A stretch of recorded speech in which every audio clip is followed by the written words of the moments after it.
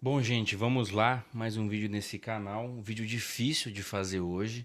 Eu vim falar de um tema que eu escuto muito, eu estudo muito, mas eu pouco falo: política. Para começar, eu queria ler um trecho desse livro aqui, que eu já até falei dele, que é Chega de Regras, tá? E a partir desse trecho aqui, eu quero falar sobre o envolvimento do povo evangélico com a política e como isso é terrível. E ele vai usar o apóstolo João para falar a respeito disso. O apóstolo João, que foi o último apóstolo que morreu, né? E foi o único que morreu de morte natural. Todos os outros foram martirizados, perseguidos até a morte, né? O apóstolo João ele escreveu a carta do Apocalipse, né? Preso na ilha de Patmos, tá? Então ele vivia nessa expectativa e vai dizer assim: ó, o apóstolo era um velho homem vivendo preso em uma ilha deserta, exilado ali pelo crime de pregar os ensinamentos de Jesus, comendo mal, dormindo sem conforto, trabalhando arduamente, como nenhum rapaz de 20 anos suportaria. Sabendo que o grupo de discípulos se fora, a maioria deles martirizada, e desanimado pela condição espiritual de várias igrejas locais. Se tivesse seguido a Cristo na esperança de viver uma vida melhor, estaria àquela altura dolorosamente desiludido. Mas então Cristo apareceu a ele. Note-se, porém, o que não aconteceu nessa ocasião. Cristo não levou um colchão para João, não pôs uma mesa com inúmeras iguarias finas para ele comer, não tirou João magicamente da ilha de Patmos e o colocou no continente para dirigir um seminário em Sardes e Laodiceia.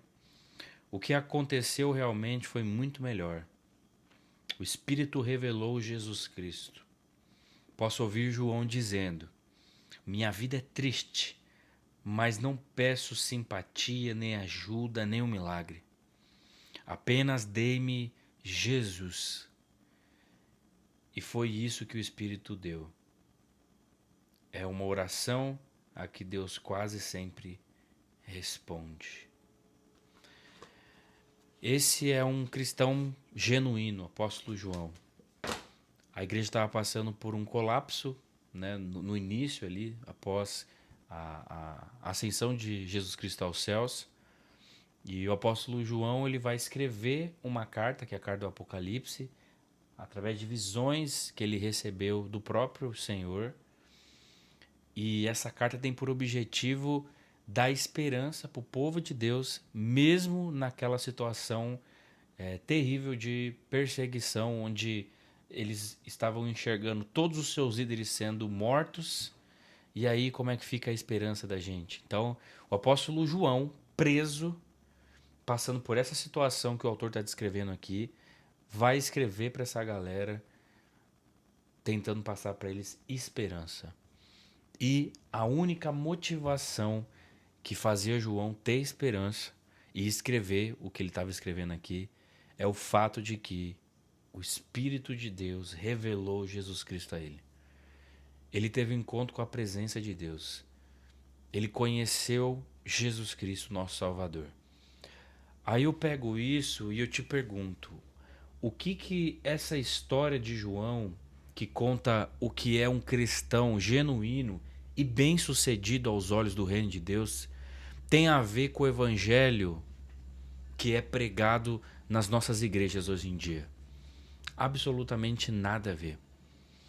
A gente escuta muito sobre expansão, sobre crescimento, sobre o fluir, sobre a prosperidade, sobre avançar, sobre declarar e o mundo espiritual se mover a partir das declarações que nós damos.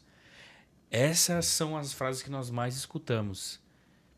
Eu não vejo João declarando nada, eu não vejo João falando em expansão de nada, eu não vejo João pedindo prosperidade, pedindo para ser rico, pedindo para ser próspero. Eu vejo João simplesmente desfrutando da presença de Jesus Cristo.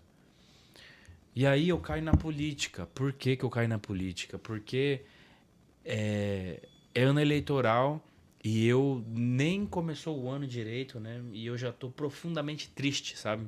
Eu vejo o quão tóxico é o ambiente das redes sociais e como ele é instrumentalizado para a gente criar uma narrativa falsa a respeito de política. Hoje mesmo eu vi um pastor famoso chamado Eliseu Rodrigues. Esse pastor ele foi falar sobre temas polêmicos num podcast e ele começou o vídeo falando assim: não, a gente tem que combater, né? Combater as mentiras, combater o que é errado.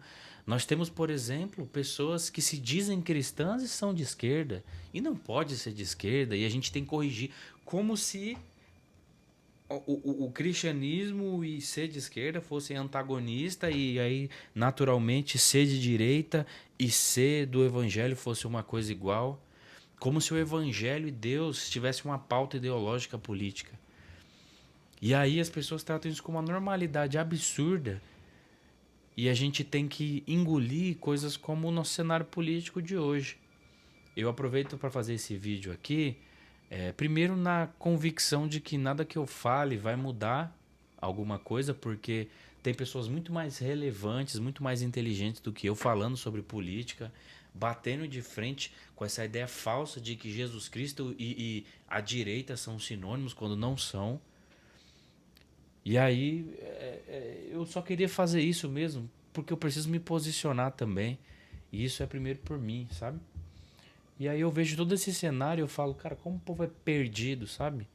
Se Jesus Cristo viesse hoje, eu tenho convicção que esse povo ia botar Jesus Cristo na cruz de novo. Porque assim, vamos lá. E eu não tô aqui para dizer que eu sou de esquerda, eu sou de direita, eu não sou. Eu me denomino como antibolsonarista. Se eu tivesse um lugar na política, eu sou antibolsonarista. Tudo que o bolsonarismo, as ideias de Bolsonaro, dos seus aliados aponta, eu vou na direção contrária. Porque é hipocrisia, é mentira atrás de mentira, é uma falsa narrativa que não tem nada a ver com a realidade dos fatos e eu acho isso vergonhoso porque essas pessoas, elas dizem ser de Deus. Isso é o que mais pega pra mim. Isso é profanação, isso pra mim é blasfêmia, sabe? Você usar o nome de Deus pra você inventar um monte de mentiras e ancorar um monte de mentiras, um monte de coisas que não tem nada a ver com o Evangelho de Jesus Cristo. Eu começo a elencar um monte de coisas, como por exemplo o cancelamento de pessoas que se declararam contra o bolsonarismo e aí automaticamente o meio gospel colocou elas como erradas, como do demônio, sei lá, ou alguma coisa do tipo, e excluíram essas pessoas, excluíram a história delas, excluíram tudo que elas fizeram. Eu posso falar disso, eu posso falar do fato da gente ter esse cara, esse tal de Bolsonaro, como uma figura que representa a família, os bons costumes, o cristianismo, sendo que é um cara que tem 4 casamentos, um filho de cada mulher, a mulher que está com ele atualmente, provavelmente, é o que tudo indica, inclusive tem vídeos na internet falando sobre isso, era amante dele no 3º casamento. É um cara que ficou 27 anos no funcionalismo público, nunca fez nada de relevante, simplesmente mamou na teta do sistema a vida inteira. Esse cara tem diversas falas horríveis, falas odiosas, falas que plantam ódio e maltratam as pessoas que pensam diferente dele, quando Jesus Cristo não tem nada a ver com isso. Aí esse cara, ele é erguido como representante dos evangélicos no Brasil. Um monte de pastor sai e usa o púlpito para fazer campanha com esse cara. Esse cara, ele vira presidente do país. Aí depois ele coloca o ministro, como ministro da justiça dele, o juiz que tirou o adversário dele da eleição. E aí, de repente, o cara que tirou ele vira ministro. Tipo assim, cara, é uns bagulho ridículo. Aí depois o filho desse presidente começa a ser investigado por esquema de corrupção pelo próprio ministro que ele colocou. Aí o presidente faz uma manobra e obriga o pessoal a parar de investigar ele. Aí o presidente que se dizia contra o esquema de corrupção que aconteceu, né, no final da primeira década desse século, ele vai lá e ele traz e se junta com um dos condenados, que é o Valdemar da Costa Neto. Aí ele faz uma péssima gestão no governo dele, privatizando uma série de empresas que beneficiavam os pobres e a população brasileira, entregando o nosso capital, entregando as nossas riquezas na mão de investidores externos, enquanto aqui a gasolina disparava, enquanto aqui os alimentos disparavam. O absurdo que foi a forma como ele tratou a questão da saúde na pandemia. Milhares de pessoas morreram e não precisavam morrer porque ele estava numa guerra política com naquele momento, o governador de São Paulo, que era o João Dória. Aí passa por tudo isso, o cara troca um monte de ministro da saúde no meio de uma crise como essa pandêmica, faz piada jocosa com um monte de coisa. Aí esse cara ele começa a fazer um discurso no momento da reeleição dele. Aliás, ele é o único presidente na história do país que não foi reeleito. O pessoal acha que isso aí é porque puxaram o tapete dele, não por incompetência. Esse cara vai lá, aí ele começa a falar sistematicamente que o sistema eleitoral é uma mentira, é uma fraude, sem nenhum tipo de prova. Esse cara mente descaradamente, ele faz comício tentando coagir o judiciário do Brasil a fazer as suas vontades, ou seja, desafiando a Constituição, o equilíbrio dos três poderes que a gente aprende desde pequeno no Brasil.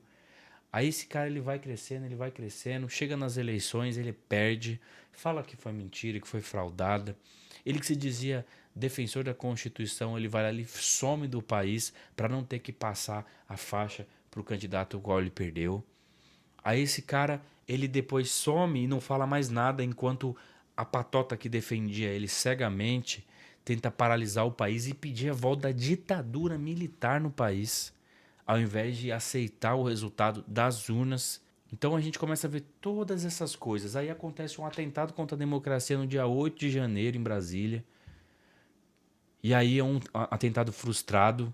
O pessoal que ficou 50 dias na frente de quartel pedindo ditadura se mexeu, invadiu a sede dos três poderes, fez um monte de coisa que não podia. E esse pessoal diz depois que eles foram lá, as tiazinhas orar, sabe? O povo depredando um monte de prédios públicos, um monte de patrimônios da nossa União, da nossa nação. E aí os caras falam que aquilo foi uma armação, que não foi nada. Uma escalada ridícula nesse sentido, sabe? De atentados contra a democracia. Teve um cara que tentou explodir um prédio da Polícia Federal. Um cara que tentou ele se suicidou, né? Com uma bomba na frente do Palácio do Planalto. É um nível de absurdos assim que, sabe? Aí você vai ver os grandes representantes da direita brasileira. Pastor Silas Malafaia, um cara que toda vez que ele abre a boca para falar mal dos outros, para gritar, para esbravejar. Aí aparece ele num documentário falando que se o Bolsonaro não fizer o que ele acha ou tem que fazer, ele vai simplesmente botar todos os crentes para votar fora, como se ele tivesse o poder de articular toda a nação evangélica do Brasil a seu benefício próprio. Pastores como André Valadão, da Ladroinha, né, Igreja Ladroinha, uma das maiores igrejas neopentecostal do Brasil. Esse cara, nas vésperas da eleição, ele faz um vídeo, depois de falar um monte de atrocidades e um monte de mentiras sobre um dos candidatos, e aí foi uma coisa terrível, porque a gente normalizou o povo evangélico inventar mentira. Aí esse cara vai, faz um vídeo na paredinha preta e tal, falando que o Alexandre de Moraes estava mandando ele isso ou aquilo, para dizer e criar uma ideia de que o judiciário estava calando a boca dos cristãos e inventando uma pseudo perseguição aos evangélicos no Brasil. Pastor fazendo isso, tá? Aí vem aquele retardado, aquele Luciano Subirá, um velho daquele tamanho, daquela idade, fazer um vídeo desesperado na frente de um computador, falando que se a gente não votar no Bolsonaro, o Brasil vai acabar, o comunismo vai reinar, e nós vamos virar uma Coreia do Norte. Outros pastores famosíssimos fazendo campanha para esse cara, mesmo ele tendo falado e feito tudo o que fez. Aí eu fiquei vendo toda essa situação. Aí beleza. Aí o cara perdeu, aí foi passando os anos.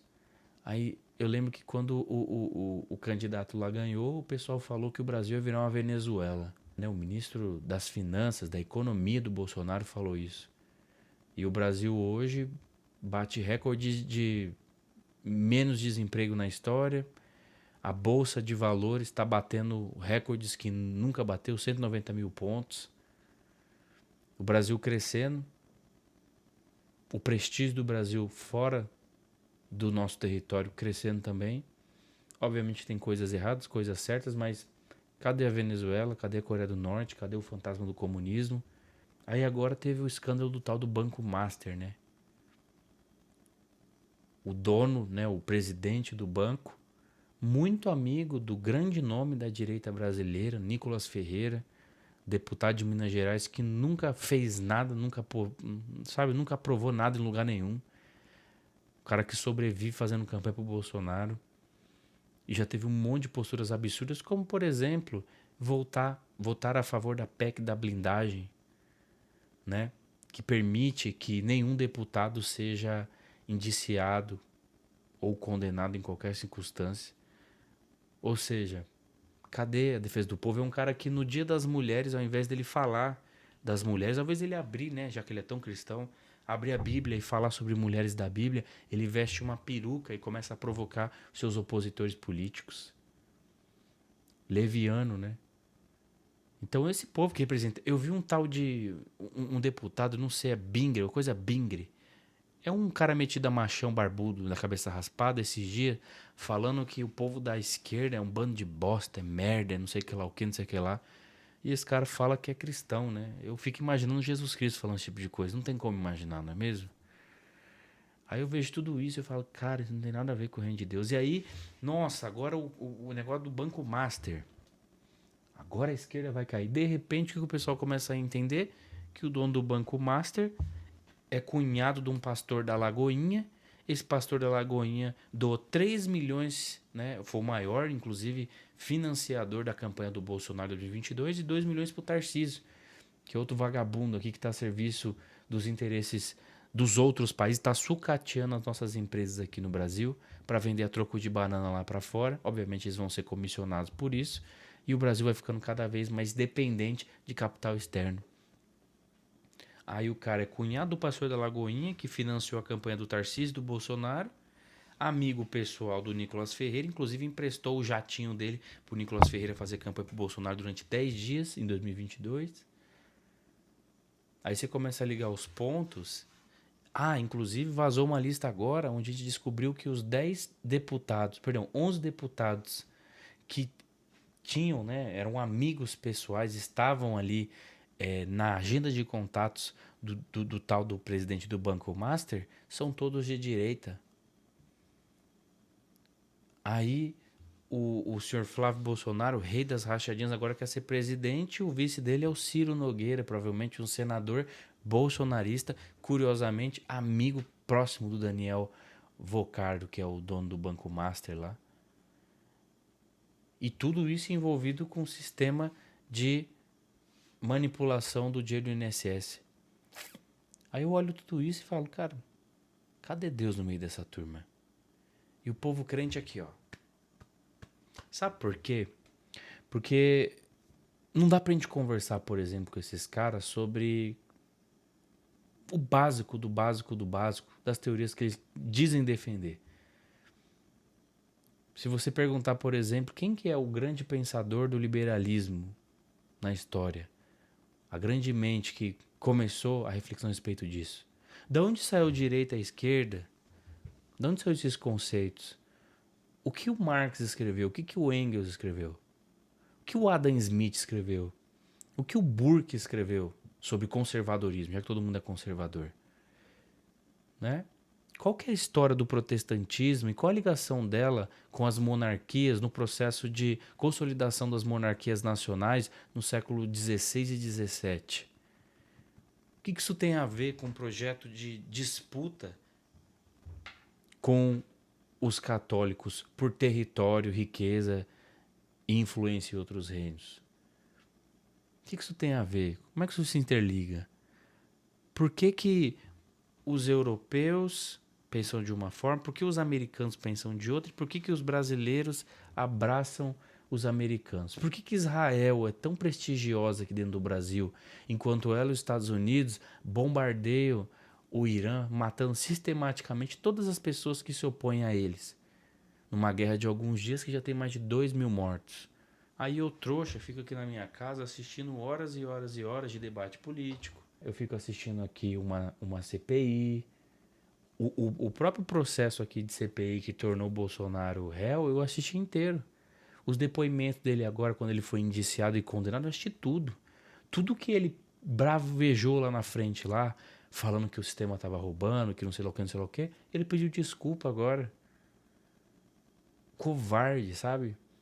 E o pessoal chama esse cara de defensor da família, do bom costume, do que é certo, do evangelho. Pelo amor de Deus, gente. A gente tá muito perdido, o povo crente tá muito perdido, muito manipulável. Mas tem um porquê disso. O porquê disso é que, historicamente, o instrumento pelo qual a religião usou para manipular as pessoas foi o medo. Então, se você pega aí boa parte dos evangélicos brasileiros, qual que é o grande medo deles, né? Pensando agora nessa safra, pessoal que nasceu no século XX e está aqui no XXI. Sempre foi o medo de ir para o inferno. Então, as pessoas abominam qualquer coisa que flerte com a ideia de inferno.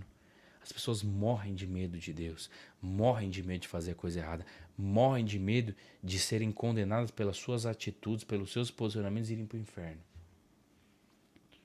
Aí, qual que é a narrativa que a direita brasileira cria, né? E eu não vou colocar todo mundo no mesmo saco, porque nós temos direitas e direitas. Medo de ser punido, medo de ir pro inferno. E aí, você que não tem conhecimento sobre a tua própria fé e sobre o próprio movimento ideológico que você defende, escuta um imbecil vir confundir um preto e uma música triste, falando que é cristão porque ele dá o dízimo e vai na igreja ladroinha, falar que estão tentando ensinar o seu filho a ser gay na escola. Aí a pergunta que eu te faço é: qual o tratamento de Jesus Cristo com o gay? Qual é o tratamento de Jesus Cristo com a pessoa que pensa ideologicamente diferente dela? Qual é o tratamento de Jesus Cristo com a mulher que abortou? Qual é o tratamento de Jesus Cristo com o homossexual? Então a gente não está pronto para debater os problemas reais porque a gente ainda acredita que o racismo não existe. Ou se ele existe, ele é isolado. A gente vai para as nossas igrejas e a gente conta nos dedos os pastores negros que nós temos. Mas o importante é vender curso, vender livro, vender conferência, né? Para te ativar, para te levar para um novo nível, para você ser batizado no Espírito, para você ser santo, para você reinar, né? Governe. Teve uma série da Ladroinha chamada Governe. Os idiotas vão dominar o mundo e eles já dominaram. Aqui no Brasil, o que tem de idiota governando, dominando, influenciando, levantando uma bandeira dizendo que defende a Deus e aí maltrata o próximo, diminui o próximo, rouba o país, lesa o país. A lista é infinita. Mas basta você dizer que você é cristão, que você defende a família e os bons costumes, que está tudo certo. Você tem liberdade para fazer o que você quiser. E ninguém confere, né? Porque as pessoas não têm o menor conhecimento bíblico. Então, essa é a realidade. É um vídeo comprido, mas eu queria fazer porque é meu posicionamento político. Eu não me denomino como uma pessoa esquerdista e não me denomino como uma pessoa direitista. Tem ideias que eu gosto muito no campo conservador e essas eu sempre vou ser a favor. Ideias que eu gosto muito no campo progressista e essas eu sempre vou ser a favor. Mas tem uma coisa que eu sou contra, é o bolsonarismo. Que é essa lógica sistêmica de tentar enfraquecer as instituições desse país. Por que que o Lula foi condenado e se submeteu ao sistema e o Bolsonaro é condenado e não submete ao sistema? Por que que ele está com a tornozeleira e tenta tirar a tornozeleira, sendo que ele é um preso e ele diz que se submete à Constituição? Por que que quando o Lula é preso a gente concorda que ele é condenado? E quando o Bolsonaro é preso, é o sistema que está tentando prender ele injustamente. Então, são os cenários que a gente tem no Brasil. E eu fico triste ver a igreja sendo massa de manobra nisso. Mas, o que eu vou fazer, né? É isso. Se fez sentido pra você, comenta aí e a gente vai se falando, tá bom? Um abraço.